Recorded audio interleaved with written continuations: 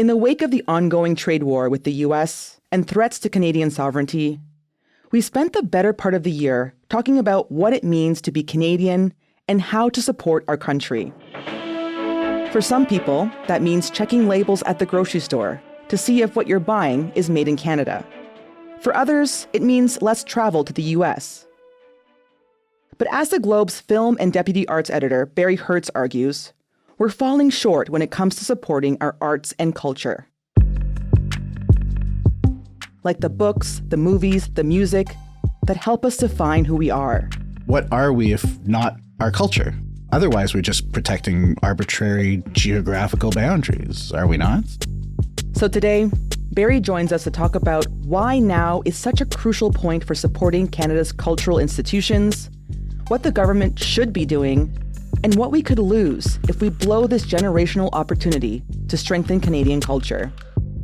I'm Cheryl Sutherland, and this is The Decibel from the Globe and Mail.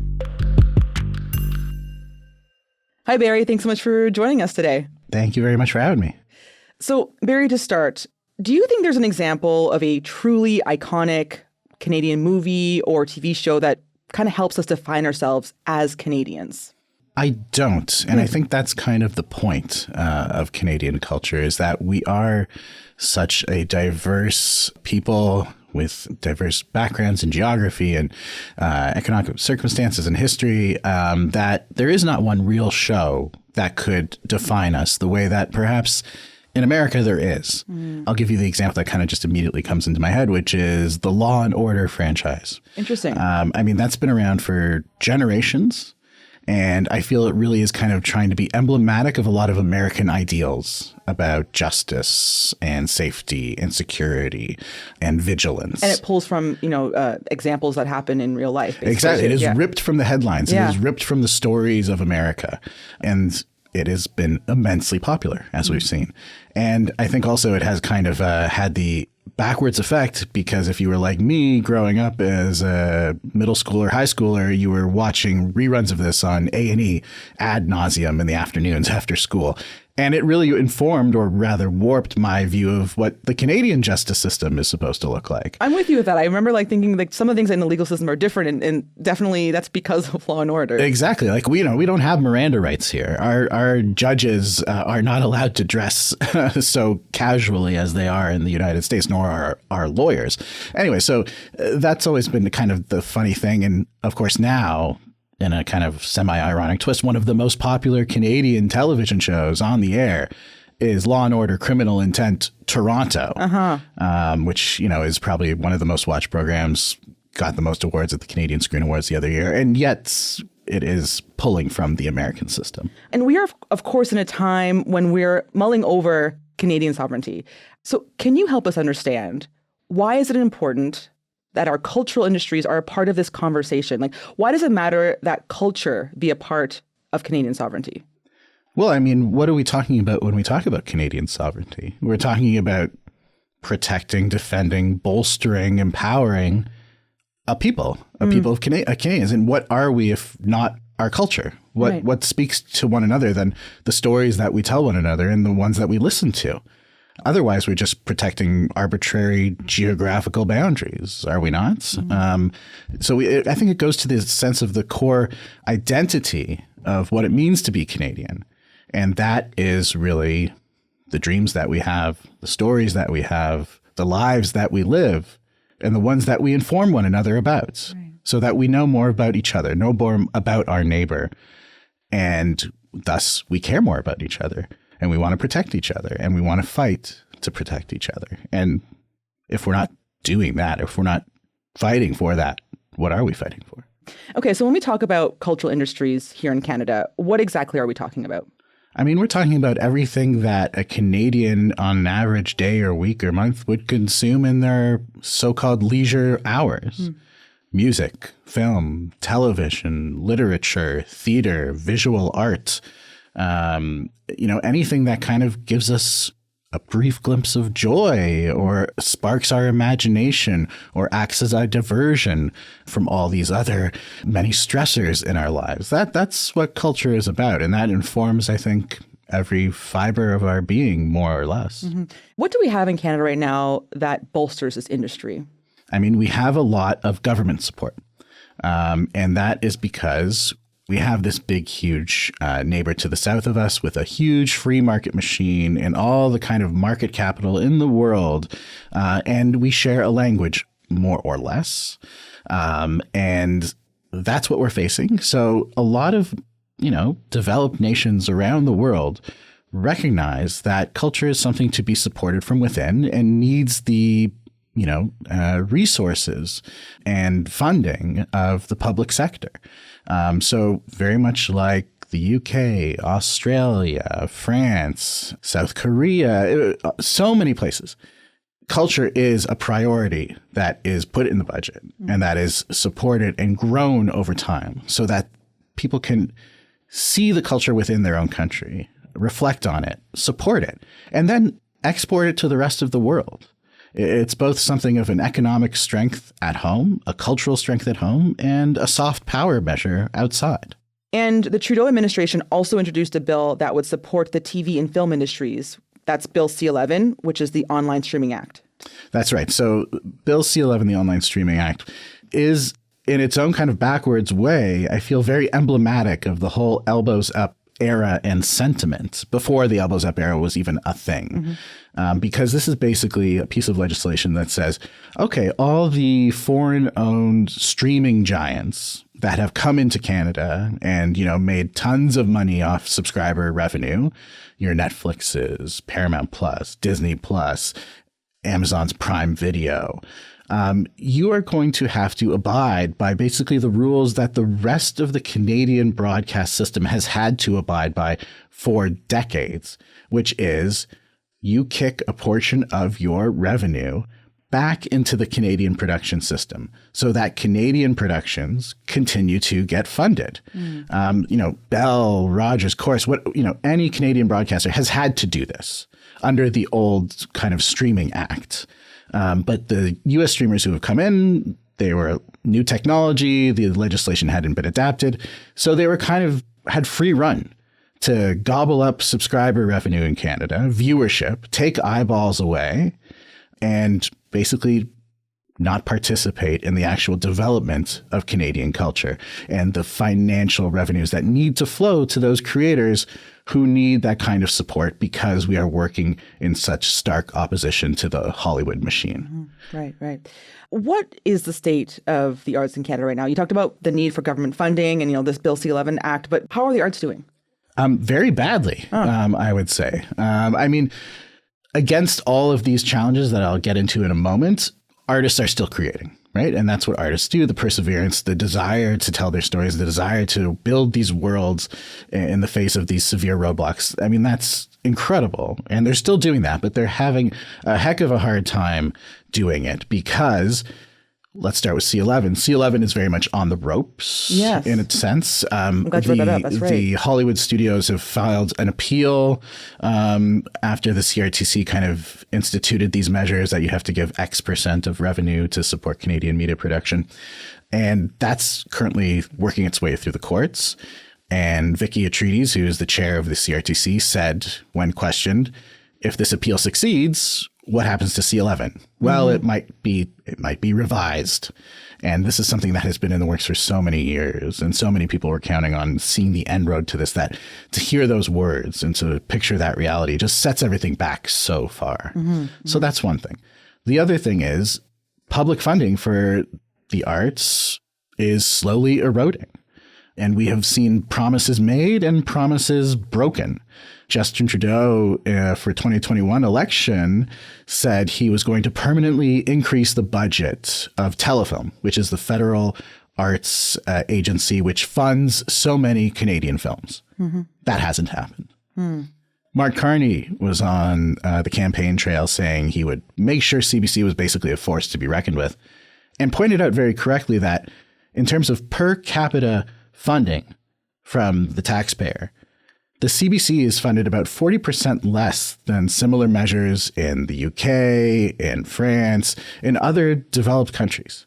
So even though CBC, is kind of itself a trigger word for many people, but we have it, and it has such a history, and it has such potential that, yes, I agree. And I was happy to hear when Mark Carney said, I'm going to take this on, we're going to bolster it, as opposed to when Pierre Poilievre was on the campaign trail, basically on a defund the CBC kind of a campaign. So that was great. And yet, now that he's in office, we've seen the CBC been requested to basically find 15% cuts. So it's kind of changing his tune a little bit here. Kind of changing his tune now. You know, you have heard these statements come out from the CBC that this is a separate request from the additional funding. Okay, but if we're just, you know, the layman here and putting 2 and 2 together, you can't say you're going to take more and then also request some to take away. Mm-hmm. I get that there's infrastructural challenges and, you know, departments need to be reorganized and slimmed down, and that's part of it. But the kind of backwards talk is pretty evident and pretty dispiriting at the same time. And we have all these cuts basically that we've seen across Canadian Heritage, which administers Telefilm, which administers the Canadian Media Fund. You don't see the support coming through that you would hope to see come through at this particular moment. We'll be right back.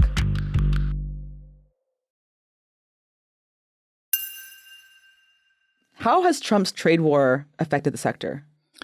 It's shaken it up. It's very much shaken it up. No one in the arts community they're kind of stuck right now in somewhat of a limbo situation because you don't want to be too loud about what is happening in the arts and what needs to happen in terms of, you know, funding and reversals of cuts and stuff like that, because then you risk putting a bright, shiny object in front of Donald Trump in the White House and saying like, oh, look at this. Maybe this is something that you should take a look at and play hardball with. So like the C11 is kind of a prime example of that, because even before, during the Biden administration, it was a point of contention because, of course, the U.S. streamers were going to their, you know, lobbyists and saying like, this is kind of unfair. We're being asked to do something that we've never been asked to do. And, you know, I thought we had a kind of a free trade agreement, and it was put under a microscope. But, you know, the conversation was, as with most things pre-Trump, a little bit muted, a little bit more respectful, a little bit calmer. And now you put something like that, something contentious in front of that, and you are risking real trouble of it burning down to nothing. Mm-hmm. So you have to be careful about ensuring that you have the support, but without risking the kind of incendiary rhetoric and headlines that could come out with so much of the other sectors under the trade negotiations. But we've also seen in other parts of the world that other countries have taken on similar measures and have had success. In France, for instance, which is very protective of its cultural interests and very supportive of the arts, they have taken on the big streamers. They've taken on Disney and saying, basically, if you want our audiences, you got to kick in some money to support home domestic production. And they did, because they realized they can't just lose France as a market. And in the end, the Netflixes and Disneys of the world are not just going to cut off Canada. They are going to play hardball, and you would expect that. But it's going to be a fight. But we need to have the rigor and patience and endurance on our end to keep that fight going and not roll over. Mm-hmm. Why do you think it's so hard for Canada to define itself culturally? I think it does harken back to that big neighbor we have to the south. Quebec and other parts aside, we share a language, we share a star system, we share a familiarity with storytelling and genre and narrative. And also, we are, relatively speaking, a very young country. Mm-hmm. We're still trying to figure ourselves out. I don't think that's a secret. So those elements, plus our wide geographic diversity, it all adds up to a challenge to get that kind of cultural solidity that could act as, you know, something of a bulwark to these current times, so that we can all kind of stand up in one voice and say, you know, this is our Canadian identity, this is our culture, and this is worth protecting. Mm-hmm. How do you think we can learn from other countries who are doing a better job of supporting their arts and culture? Well, I think, France is one place to look. Certainly, the UK has invested so heavily in culture, and they have, a star system and entertainment ecosphere all their own that would be completely foreign to any of us. These are all different factors related to history, population density, media consumption, but it's something to look toward. And, take South Korea, whose cultural budget has grown by about 40% over the past decade. Wow. And that's an investment that has helped bring in billions of dollars from cultural exports and push their culture to the rest of the world. There's a reason why Squid Game is, currently inescapable on Netflix, or K-pop Demon Hunters. Absolutely. My daughter loves that movie. And I know K-pop Demon Hunters is not technically South Korean because it's made by American. And the creative force behind it is Canadian. Yes. Yes. So, but it's like culture. It's like a next level of South Korean culture being exported because it is. It's that popular now. Exactly. Yeah. So, where is our Canuck Demon Hunters? I don't know. It's somewhere out there. I'm sure somebody is capable of doing it, but it just goes to show, Canada is kind of a little bit of an outlier in this situation, in that we don't feel the need generally to boast about our cultural achievement, to fund it, to properly support it, to cheerlead ourselves.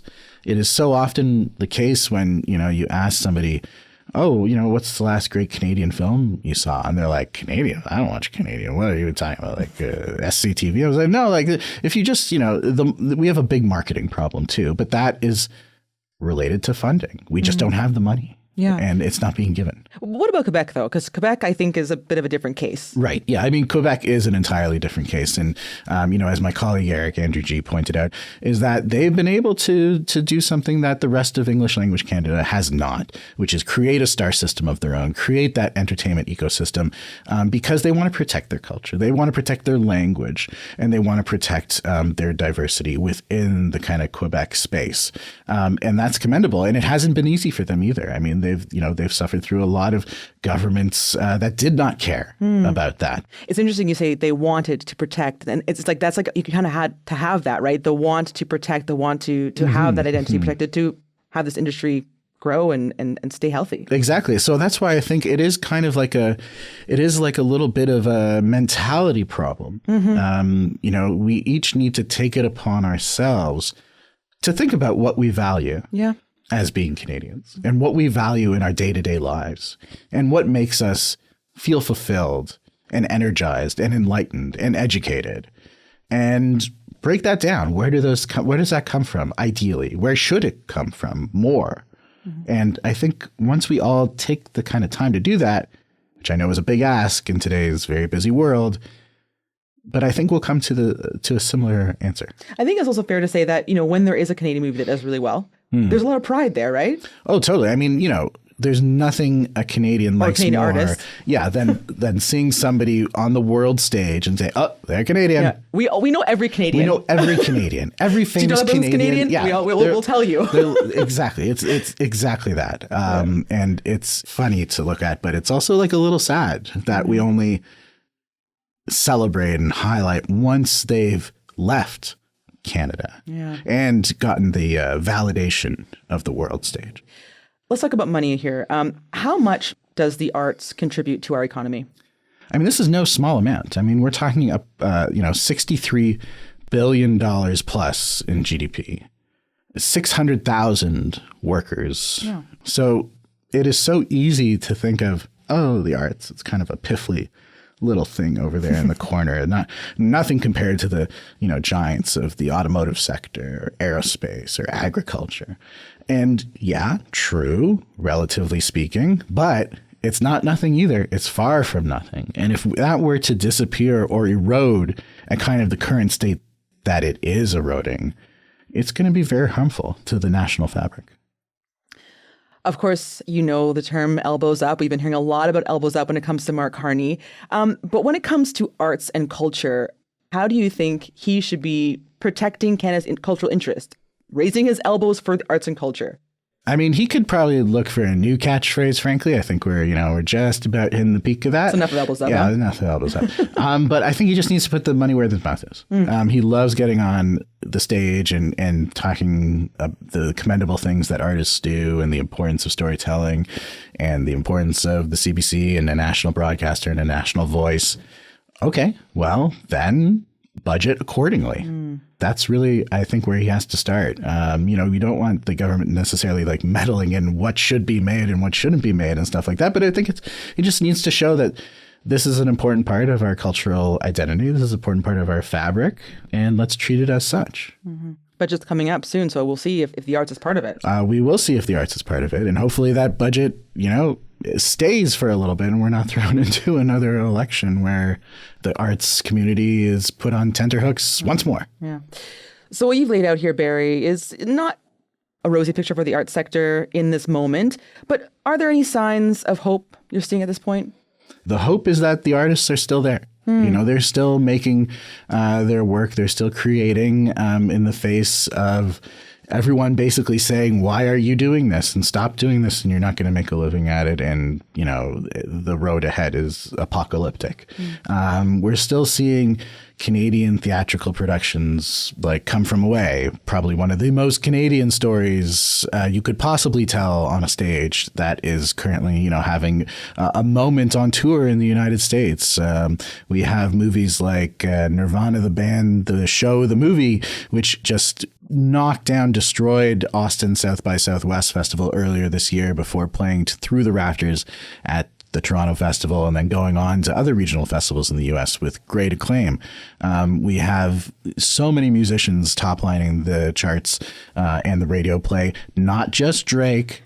And we have, television series, even from the CBC, Heartland, was picked up by Netflix in the United States and was like one of the top played things over there in kind of like a new Schitt's Creek, Kim's Convenience kind of situation. So these are stories and artists and people who obviously have an appeal outside of Canada, something universal.